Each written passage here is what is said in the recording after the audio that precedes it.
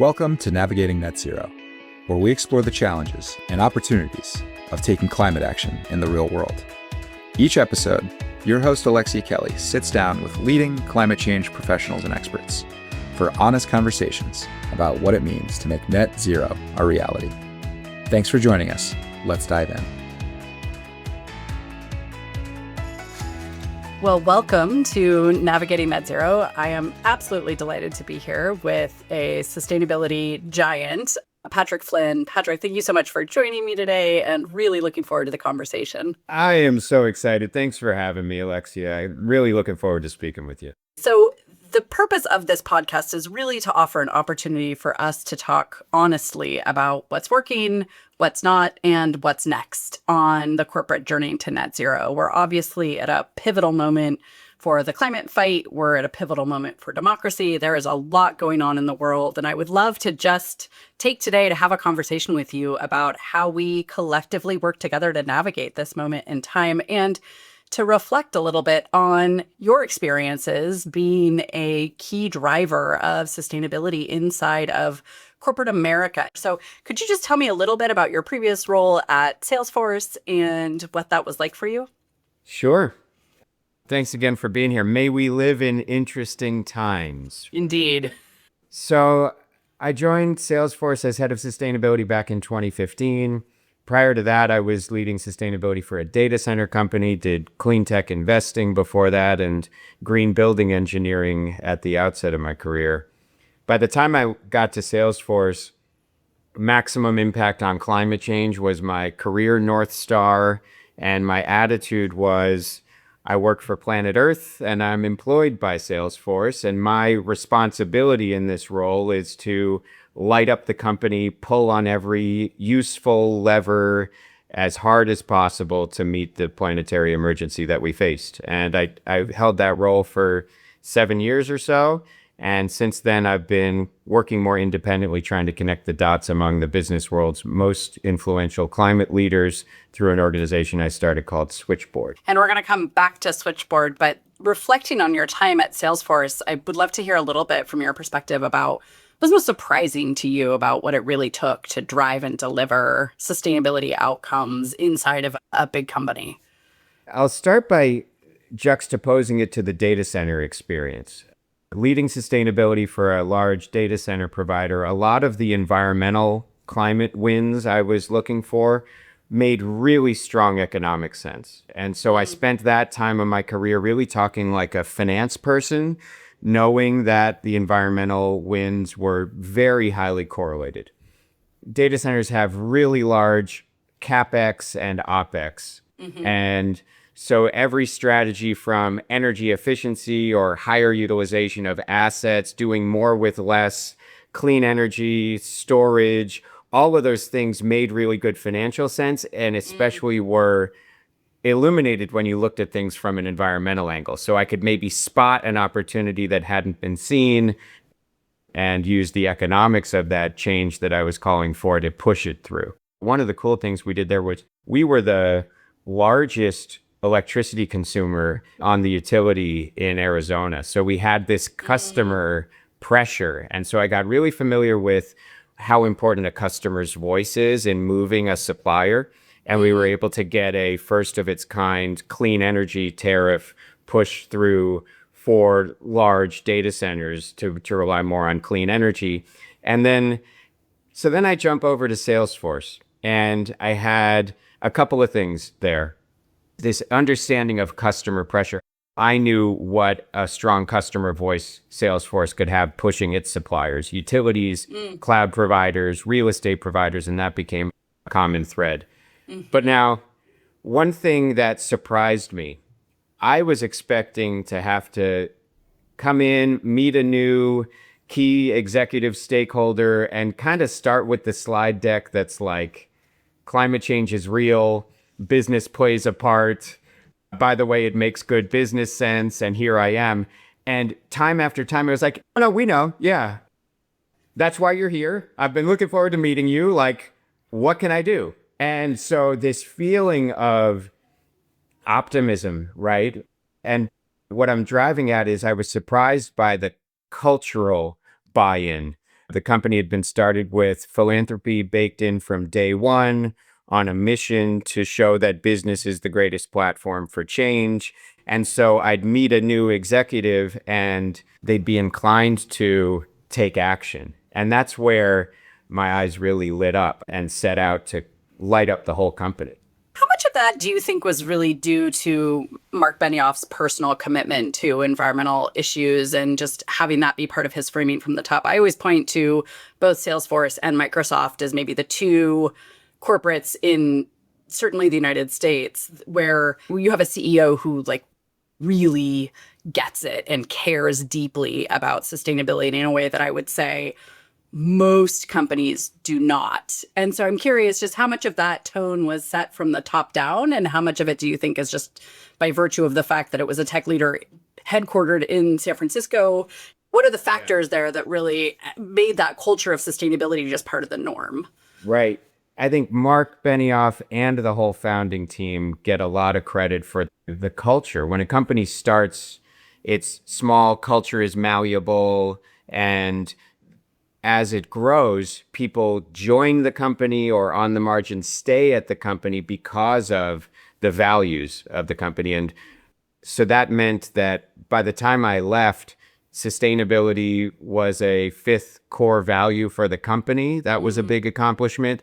And I would say things when people ask how many people were on the sustainability team, I'd say 80,000. Everybody at the company, every role, because of how much cultural inertia had been built by the founding team all the way back to day one.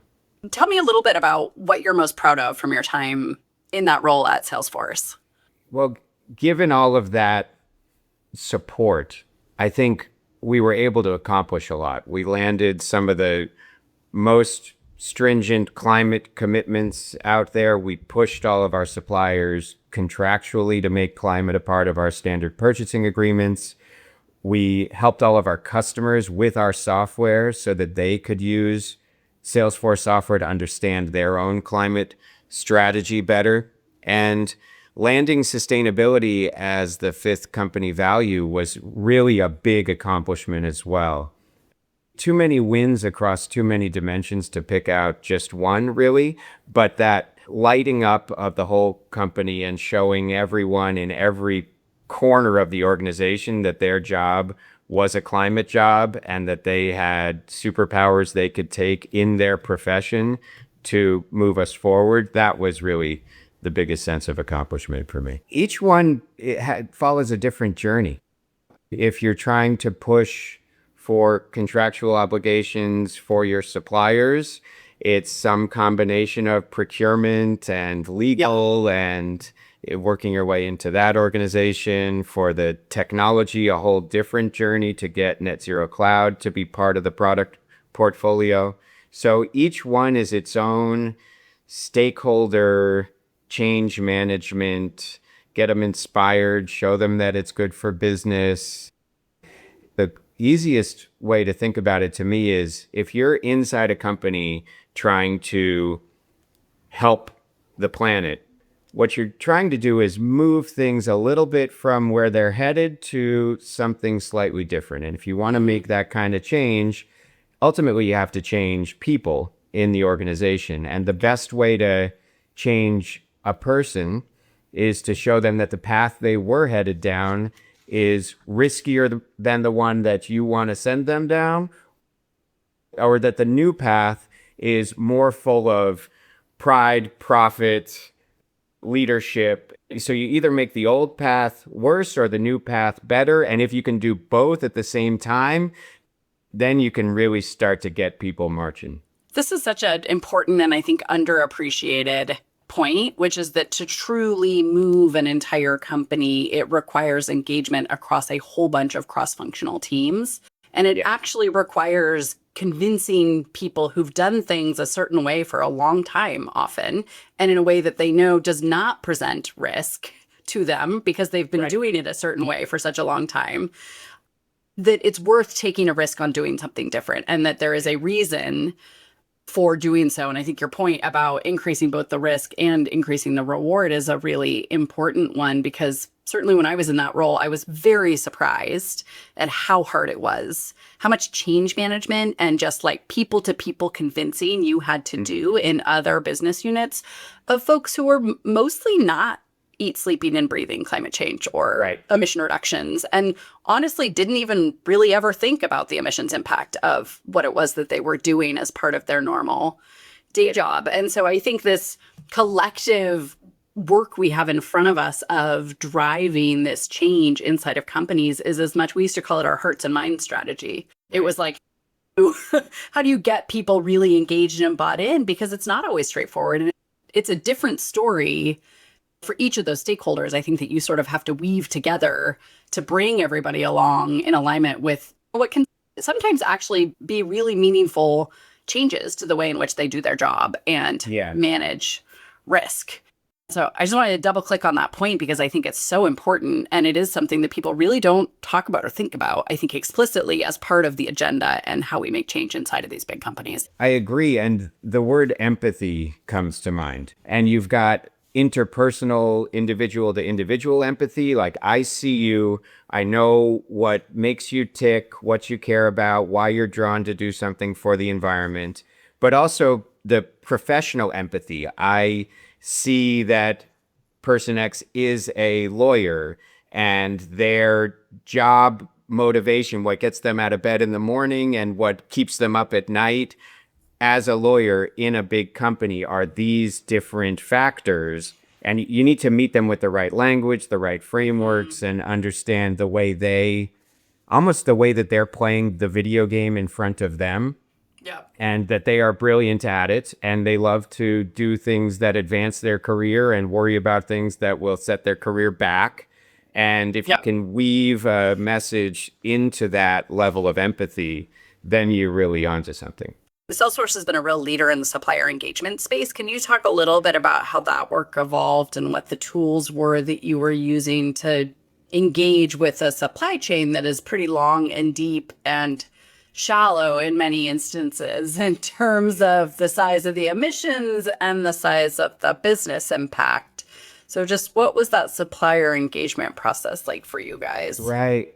I remember, speaking of course correcting and painting a path that's worth pursuing, I remember a meeting with the chief procurement officer when we were evaluating our science-based target at the time for supplier engagement. And Salesforce was a really early supporter of science-based targets, and the TCFD was in the mix at the time.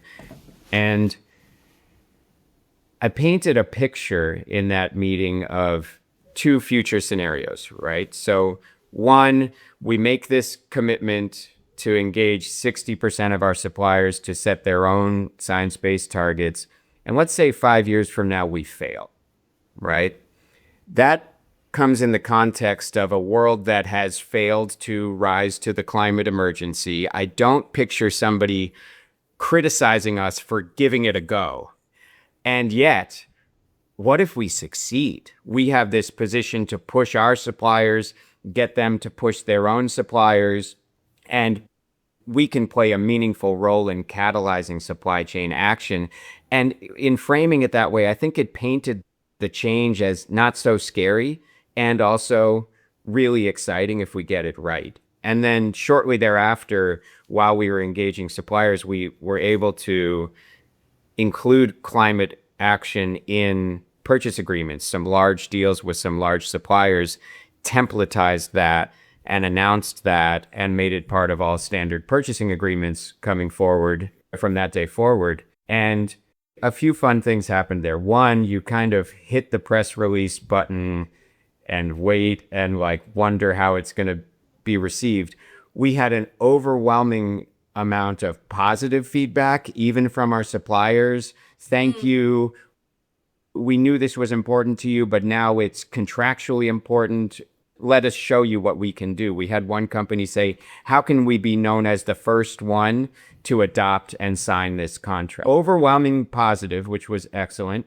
And even to this day, I have heads of sustainability from other companies who will tell me their role in their company only came to be because Salesforce used its customer voice so strongly that they felt like they had to fill a position. So still to this day, that dimension of customer pressure, I think it's a really underutilized resource that any head of sustainability, any company, I mean, even you and I going to dinner, if we choose to go to a vegan restaurant, make sure to tell the host, like, I'm here because I see what you're doing and that's valuable to me. That costs you nothing. It's often not done. And it gives tailwind to the back of that restaurant, gives a proof point. So to this day, even within Switchboard, that customer demand signal thread is one of the most exciting to me.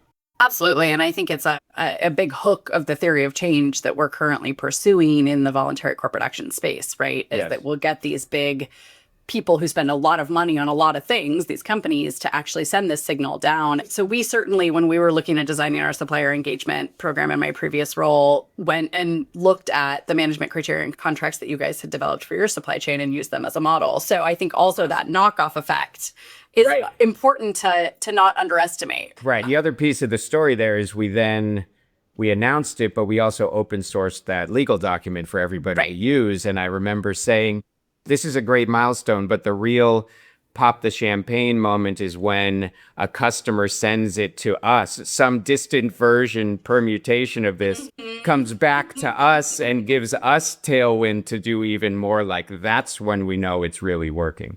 A bunch of companies adopted it. Some took it just as is and sent it to their suppliers. And so now, you're next in supply chain. Yeah. I want to talk a little bit about that because for most companies, most of their emissions is upstream in their supply chains. For any of the suppliers that they're working with, on average, most of their emissions is upstream in their supply chain. So it is one thing, and it's critically important. Take a look at the sustainability exhibit, make it a contractual obligation, push your suppliers so they push their suppliers and so forth, right? After you've done that, so then we set out to help all of our suppliers make their own climate commitments, education and frameworks, and really leaned in on tools to help them. After you've done that, you still may face emissions that are deep in your supply chain that are hard to address. Yep. And so, yes, you need to send that demand signal, but it takes time and there's signal loss. There's also the ability for leading companies to just get serious about what the underlying emissions are, even fragmented in tier N supply chains, a million paper cuts upstream. If it's mostly electricity, then yes, push your suppliers, but just go get serious about policy for clean energy and make investments. I almost think about it as jet packing to where the issue actually is. Like, yes, you can push your supplier right next to you, but then go figure out what your superpower is and how to use influence, customer pressure, political influence, balance sheet, OPEX, CAPEX to go make change happen and watch that trickle down through your supply chain to your own benefit. You raised two such important points that I want to double click on. One is this idea of going upstream, because when we went to look across all of our Scope 3 emission sources at my previous role, none of them comprised more than like 2% of a category, and the tail was very long. And so as you're thinking about, okay, if I have a small team, limited resources, and need to be really targeted in terms of the interventions that I'm partnering with my supply chain on, where is my biggest bang for buck? And when, to your point, exactly, when you look at the underlying source of the actual emissions, you're looking at electricity, transportation fuels, natural gas, some refrigerants, right? Exactly. But it's 5 sectors. And so I really hope that, I love this, like, let's use upstream pressure downstream to try and get every paperclip decarbonized. But I also think there's going to need to be a moment of reckoning where I think we're realizing that, like, it's just too cumbersome and difficult to go after every paperclip in my supply chain. What I really need to be looking at is the factory that's producing the paperclips and what's powering it.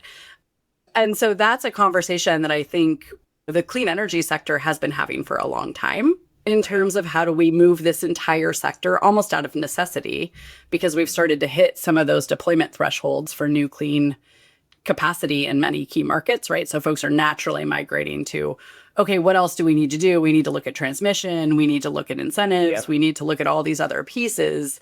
But that system approach, I think, has gotten a little lost in the focus on chasing every individual ton across your entire supply chain. So can you talk a little bit about how that tension got managed in your strategy as you were rolling it out?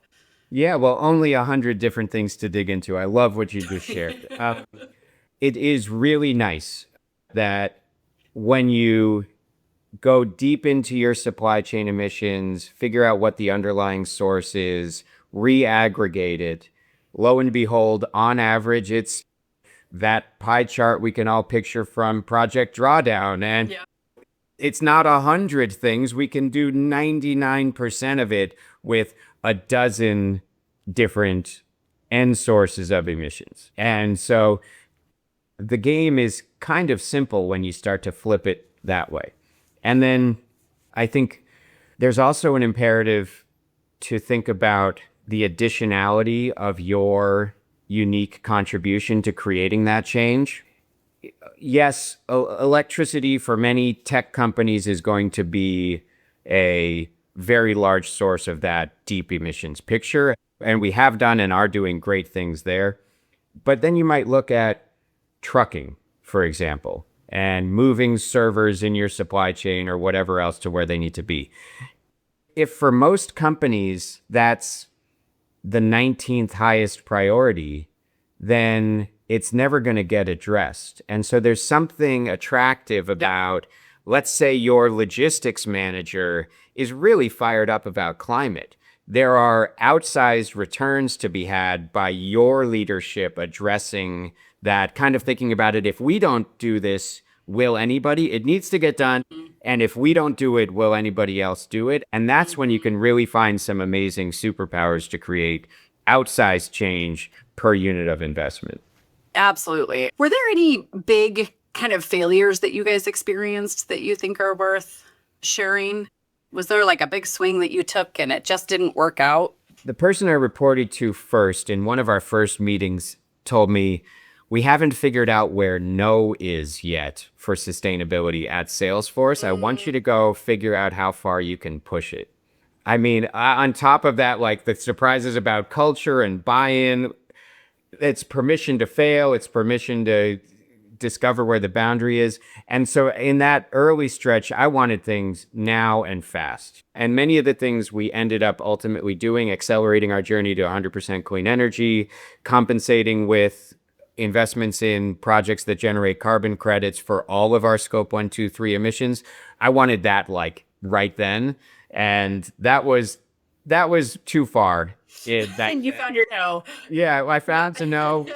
Took a half step back from the cliff and said, okay, in due time. And we still got there very fast, but I got a sense for some boundaries from time to time. Sometimes, especially with the tech companies where there was so much buy-in and there was willingness to write big checks and there was willingness to take big political risks, that is, I would say, atypical in the private sector, right? And pretty unique to kind of West Coast tech corporate culture in a lot of ways. And so trying to think through, and I feel like sometimes we look at the tech leaders and we're like, well, that's just how all companies operate. And I think that's really not the case in many instances, right? Where most companies, you're not going to be able to do something if it doesn't save or make the company money. That's right. I think that evolution is top of mind to me. So over the last 20 years, the urgency of climate change and the speed with which we need to bend the emissions curve has just gotten steeper and steeper. And 20 years ago, there was a logical version of the future where every company does its part, is required to do it, mandated or customer pressure, and we achieve this nice glide path of 3%, 5% emissions declines and a smooth transition out of this problem we're in. Yeah. By the time I got to Salesforce, it was pretty darn clear that we needed a few very bold companies to punch way above their weight, create ripple effects, set precedents, push supply chains, engage on policy. And now, 10 years after my first day at Salesforce, the urgency is even greater. And so we need to give the companies with true high ambition, with budget to spend, with big supply chains, all the tools they need in order to move as fast as humanly possible, and including in the policy dimension as well. So not just market-based activity, but also using their voice in policy matters. Yeah. So Patrick, let's talk about market-based mechanisms, and what are you excited about as we look at moving to this next scaled approach to systems change? I think we are on the brink of a very big step change in the pace of the climate movement. I see a lot of companies who are still as motivated as ever to take action, and they've executed the strategies to get their own house in order, to push their supply chain. And what's next is getting serious about sources of underlying emissions in their supply chain, in their supply sheds, in regions of interest. And what's holding a lot of them back is, how do I talk about getting credit for this work? I'm going to spend money. I'm going to be an anchor off-taker. I'm going to roll up my sleeves and co-innovate with part of my supply chain. Is there a way for me to talk about the great work that I know I can do and get some sort of credit for it? And the way I think of things right now is we've got the greenhouse gas protocol, we've got these like science-based targets, and there aren't good places to get credit within those frameworks for that extracurricular supply chain work, scope 3 work, that of course does trickle down into your ledger if you do it well. And so companies have to resort to kind of page 3 of their report right now. Here's my greenhouse gas protocol as they define it. Here's my science-based target. And then I really want to tell you about something we're proud of, and I'm not clear how it ties into any of that other math, but in this region, we got to work, we helped this community, we helped these companies, we helped this sector. And I think there's coming clarity on all of that. And it'll be important that we see the successes that are talked about for what they are. The product of innovators in companies doing everything they can, even beyond the frameworks as written, and not dismiss it as greenwashing or avoiding the hard stuff. They're doing the hard stuff and know that's not enough. And so they're going to do even more. Yeah, absolutely. It's such a critical part. And then one of the other themes that I'm really excited about here, which ties to market-based mechanisms, is in the realm of financed emissions. I'm working closely with Topo Finance, the nonprofit, on getting companies to engage their banks with greater ambition from the bank, better transition plans, greater transparency, but also products that I can invest in that give me the same liquidity, risk, return profile that I need as a treasurer, but that also create the future that I want or support the deep elements of my supply chain that I know need decarbonization. And that customer voice from bank's customer to bank is missing. Companies, supply chain, but banks don't fall into that supply chain category in most people's minds. It's not a procurement relationship, it's treasury. But the exciting thing is we know how to do this. We know how to use our customer voice, call for an alignment on shared values, innovate together, get to the teams inside the banks that are excited to hear a customer serious about it, and light them up. And so you've got banking, Same happening on the insurance side of things with premiums for the planet. Change your broker of record from an anonymous broker to premiums for the planet and join a movement that can reshape the insurance industry. And same with retirement plans. So Carbon Collective I moved my own 401k over to Carbon Collective, and between banking, insurance, and retirement plans, we have the ability to shift trillions of dollars of capital flows away from dirty and towards clean. Again, with that common theme of customer voice, customer pressure, encouraging suppliers to outcompete and win the business of those who have shared values.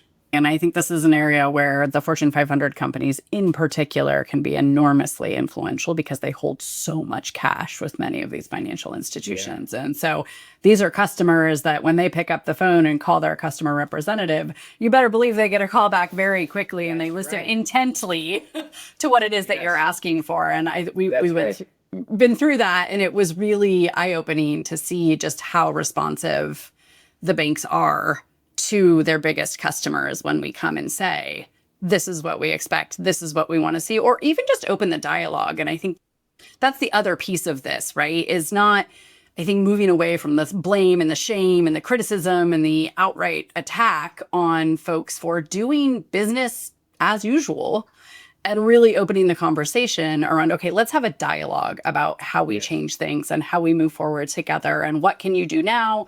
How can we push you to go farther? And I think that more synergistic and collaborative approach to a lot of these really fundamental changes that will impact people's business models is going to be really important, and I think enable us to go much faster, ideally, than we would otherwise be able to go if we're exclusively relying on sort of outside track advocacy campaigns to help move this. Yeah, that's right. Like, one of the safest areas of strategy for a head of sustainability is when you can say it's good for business. Totally. And you've got cost reduction and supply chain resilience. Those are all threads to frame it as good for business. But a powerful one is our customers are asking for this. This is good for business because we're going to make our big existing customers happier, more loyal, get more of their business. Like, that is how you really fire up a company, is when the customer starts asking for alignment, innovation, leadership. And you better believe when a big deal is on the line, if sustainability is added to it, somebody on that sales team is pulling every lever, picking up every phone they can to make sure they make good on those requests to get that deal done. So that customer voice is, to me, still underutilized. It costs very little to make it clear that climate is a value to you and your company.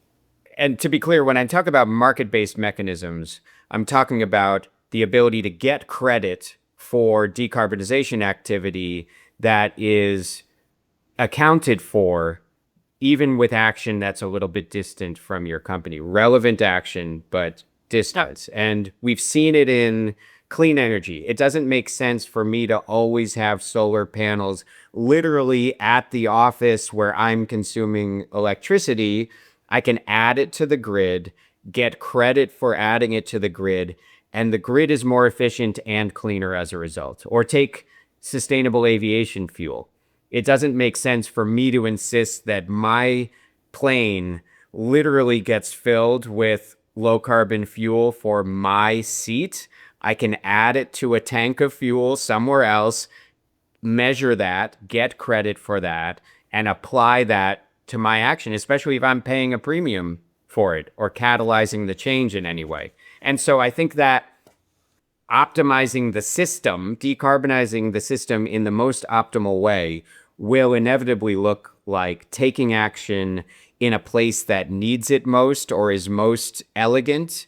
And if you take that action, if you pay for it, if you insist upon it, that you get some credit back in your scoreboard to show that you executed that additional strategy. And I would say, not only does it not make sense, it's not actually possible And I think that's the piece that people often miss is, sure, ideally, in a perfect world, we would be able to put distributed renewable energy generation on every single roof in the entire world. It's not possible for a wide range of financial, engineering, structural, policy, regulatory reasons. And so this need to tap into more collective action that might not be next to my factory, but feeding into the same system that my factory is working from, and or just contributing to the broader planetary effort to mitigate climate change where it's most efficient and most cost effective to do so, has to be. Like, it's not an optional part of supply chain decarbonization strategy, because I just don't have that proximity in all instances to what are still, in many instances, nascent technologies that are not widely available and are first of their kind and are trying to scale and build out and get those proof points. And so the power of markets, in my mind, is not just they help us do more, faster, cheaper, bigger, but really they are a fundamental necessity in managing really complicated commodity and supply chains and that transition and transformation.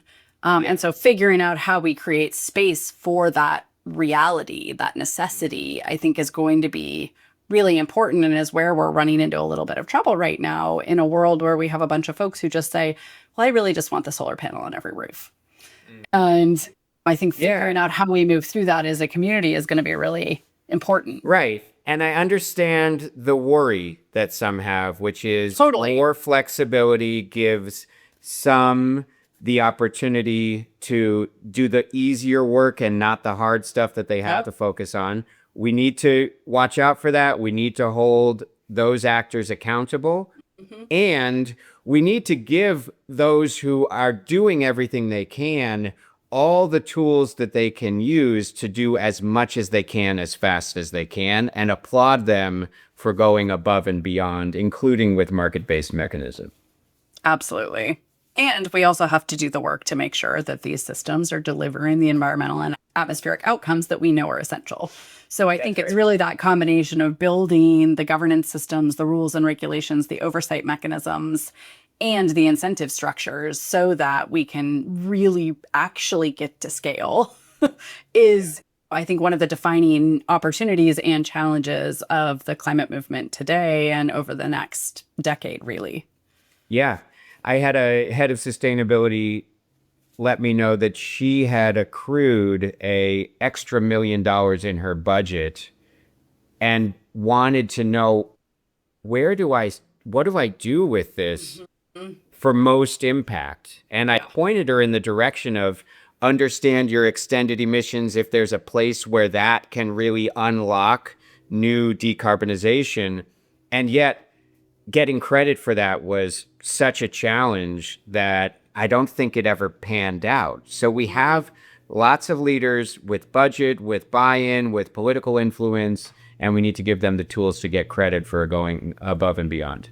I think that's exactly right. And I think people tend to significantly underestimate the friction and challenges associated with access to the new low carbon technologies, products, and services in these supply chains. So yes, we absolutely want to be incentivizing everyone to do that hard work, build those pathways, get their suppliers engaged, but also there's sustainability budget that goes unspent in companies because they literally can't find the stuff to spend it on. It's just not available yet. And I think that's another sort of secret of the sustainability community that nobody really talks about, but is a very real part of designing a strategy. And so from our perspective, spending that additional money on verified mitigation outcomes wherever they may be occurring in the world is a no-brainer as part of an ambitious and executable in real time, in the real world, ambitious climate strategy for a company. Especially because a ton of carbon avoided or reduced today is way more valuable than a ton of carbon avoided or reduced a decade from now. We need to accelerate 100%. everything we can. Continuing that conversation in terms of where we are now politically in the United States, that trailblazing that a lot of these companies are doing feels more important and also more imperiled than ever given the political situation. So I don't know about you, but I've been pleasantly surprised that folks seem to be committed to staying the course on these very ambitious targets that they've set. And they're doubling down, they're doing the work. But those companies that are willing to use their superpower, which in many of these cases is folks who have the resources and are willing to spend the money to pay the green premium to get those first of products out there, to write those first contracts, to have that conversation with your suppliers first.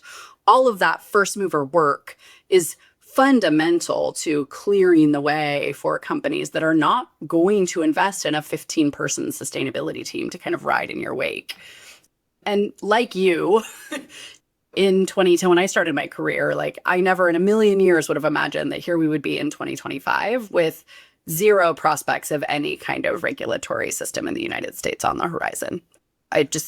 I never thought that we would get one bite at the apple for federal legislation, and that was Waxman-Markey in 2011. And when that died, that was it for now and to date. And so we live in this world where we have now, we're really looking and putting a lot of pressure on voluntary action and commitments to help us do that trailblazing, which I think makes it both harder and in some ways easier to move fast. And I'm just curious from your perspective, like, what does it look like to really support and enable these leaders to keep leading in a way that holds them accountable and keeps the pressure on, but also celebrates and recognizes the really unique role they're playing in this space more broadly in terms of taking actual action now? Yeah. A few different ways to support them. One, since Salesforce with Switchboard, I've been trying to connect the dots among corporate heads of sustainability to reduce duplication of effort. Like you say, if a 15-person expert sustainability team, well-funded, figures a thing out, nobody else should need to reinvent that wheel. So I'm trying to serve as connective tissue for that. And then second, that when you're driving change internally in a company, head of sustainability, you are heads down in a very particular video game. And you're managing all of those stakeholders we touched about. You're empathizing with them personally and professionally. You're fighting for limited budget. You're managing your team. It's kind of myopic in a sense. And yet, if you're doing it right, you're also staying very well in touch with the movements that are happening globally, changes to frameworks, new science, new opportunities, new technology, green premium. So you have to oscillate between these two very dynamic worlds. The video game, you're in and being a great, empowered, trusted employee and understanding the business constraints, and then also working for the planet, and oscillate between the two very fast. And what I'm also working on to support those heads of sustainability is to be their eyes and ears for the big breakthroughs and the big moments that come around. I think about them as movements and moments. There are movements they need to be aware of and join into that are building momentum. And then there are some moments where next Friday, we need you to call your elected official, or next Tuesday, there's an announcement around a deal and there's room for more off-takers. Do you want to join? So I try to serve up catalytic big swing opportunities to these heads of sustainability that they may not have on their radar. That's so important. This connectivity and information sharing and collaboration is essential because we don't have enough time or resources to continue to reinvent the wheel, and we don't have enough time or resources to allow people to have to muck through all of this by themselves, right? And figure it out. So how do we get that framework of tools and opportunities and moments, as you say, really aligned so that we can get that collective momentum going? And I think that is definitely one thing, is like companies move in packs. And I think people don't really realize how much that's true, right? So when I'm calibrating the ambition of my program, I'm probably looking to my competitors and my peer group for that calibration. I'm not looking to really external sources or the Fortune 500. It's who are my 10 competitors that I'm most focused on, that I get compared to on a regular basis, and how do I stack up? And I think I've been surprised that like most companies don't actually want to be out in front. So I think Salesforce is a little unique in that respect too, where they really want to be seen as a leader. There's a few other companies out there that really do want that leadership mantle. But I think a lot of companies are kind of happy to be in the middle of the pack or at the back of the pack. And that's really where they're most comfortable. And so I think especially in this administration, what are other things you think we should be doing or thinking about to make sure that the leaders can continue to lead? I think this support network you're working on with Switchboard is amazing. And are there other things that sort of the broader climate advocacy community should be thinking about? Oh, well, yes. And it's funny, I had one head of sustainability tell me flat out, my mandate is to be aggressively at the middle of the pack.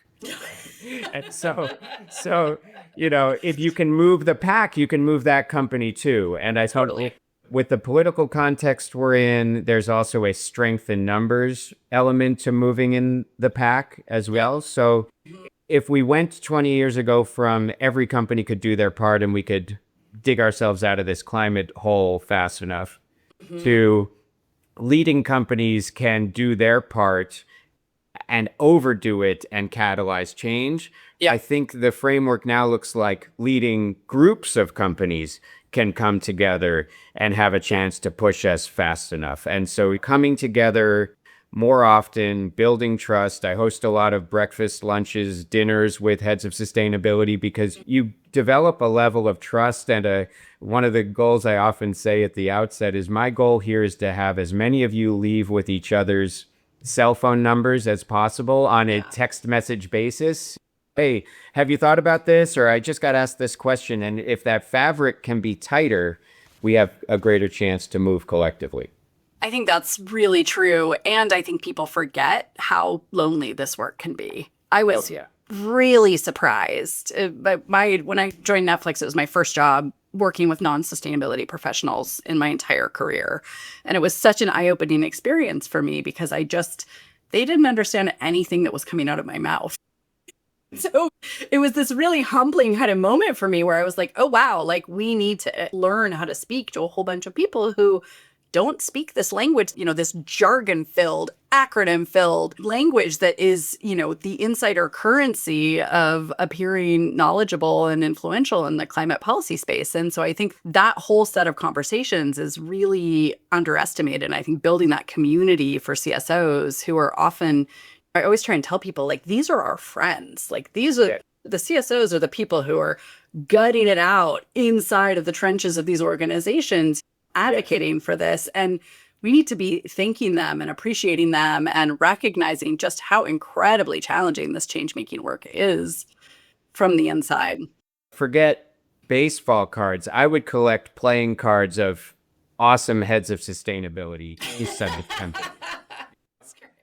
I see in the environmental community, there's a tendency to personify companies.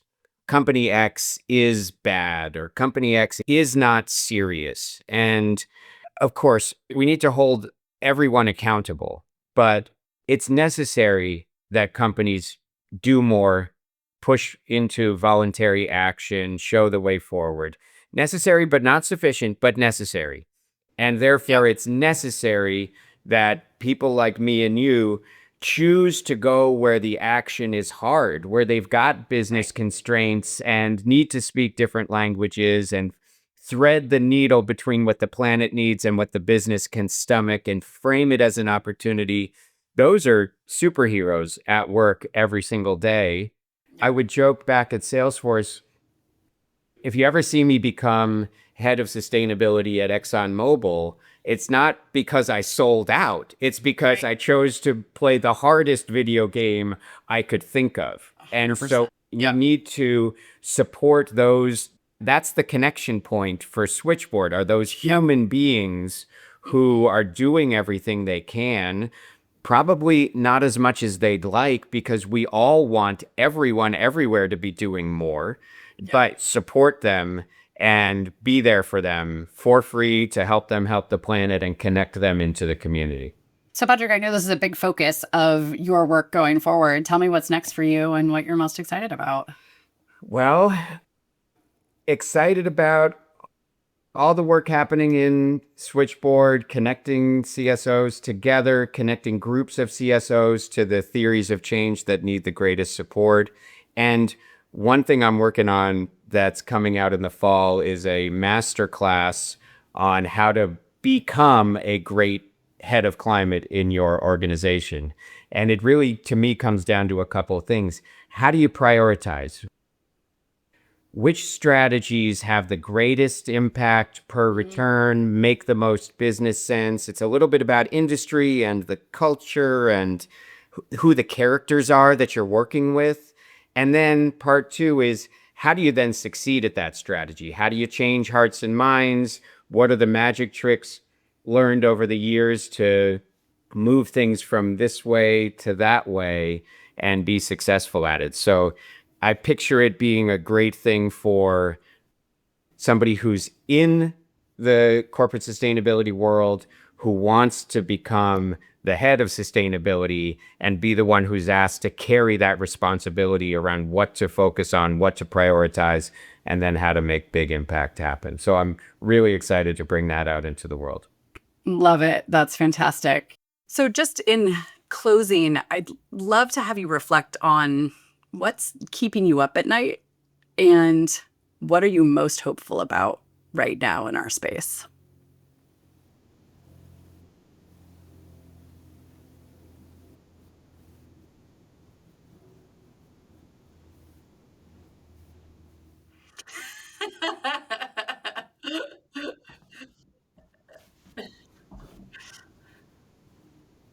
The authentic answer of what keeps me up at night is emails not sent. These days I'm having, yeah, on an average week, 5 or 10 conversations with a head of sustainability and 5 or 10 conversations with someone outside of the corporate world who needs a bunch of companies to step in and make their theory of change a reality of change. Yeah. And it generates a lot of follow-ups. Oh, you know who you should talk to? Yes. I've got a resource for you.